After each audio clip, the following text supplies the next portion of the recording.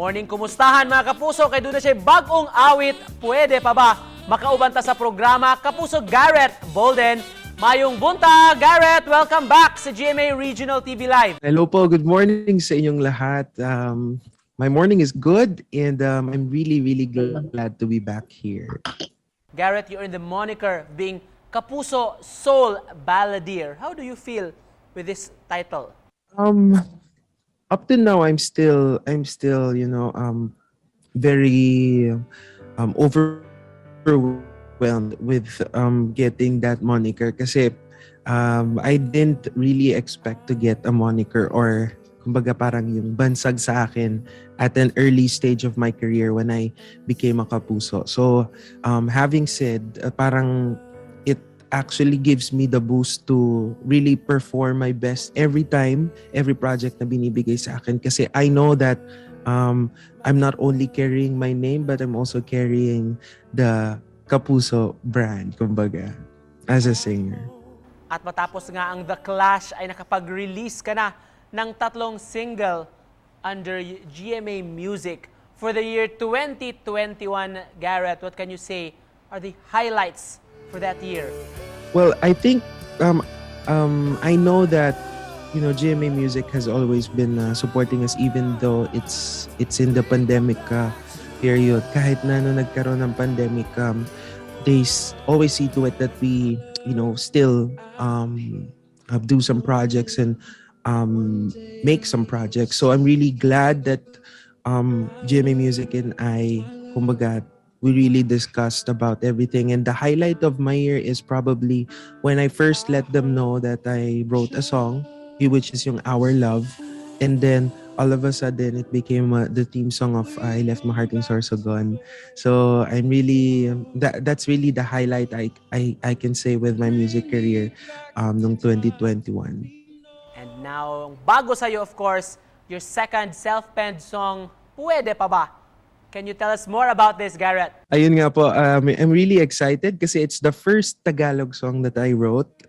Kumbaga, I'm really scared on writing Tagalog songs because I'm not really that good when it comes to writing Tagalog or an OPM song. Pero I'm really glad that this time it all came through and pushed through, and I know that makaka-relate ang ating mga kapuso with this song. And this song actually talks about yung hugot line na parang iniwan mo or iniwan ka pero at the end of the day nagsisi pero may babalikan pa ba? Pwede pa bang bumalik? Pwede pa ba ulit? Kahit parang mukhang hindi na. Can you cite to us a particular line sa kanta na masasabi mong nakaka-relate ka? Well, actually this time kasi it's a composition with also the help of my 2 bandmates, Oyo and Romerico. So the theme of the song is actually a compiled ideas from the 3 of us. Pero mostly siguro kasi this time I wrote it based on whatever around me. Kumbaga, yung mga nangyari sa paligid ko. So yeah, I guess it's a song that talks about the experience of other people rather than thinking of my experience na isi-share ko. I put it in a song yung experience ng ibang tao. At syempre, Kapuso Garrett, hindi namin palalagpasin, of course, ang chance na marinig kang kumanta ulit dito sa programa. Please, take it away, Garrett. Alright, so here's a chorus part of my song. Pwede bang balikan? Pwede bang muling pagbuksan ang ating damdamin na dati umamin na mamahalin? Pwede bang balikan? Pwede bang muling mahagkan ang aking dalangin? Muli mong ibigin at mahalin. Kung natuto na ba tayo? Wala na ba talaga o pwede pa?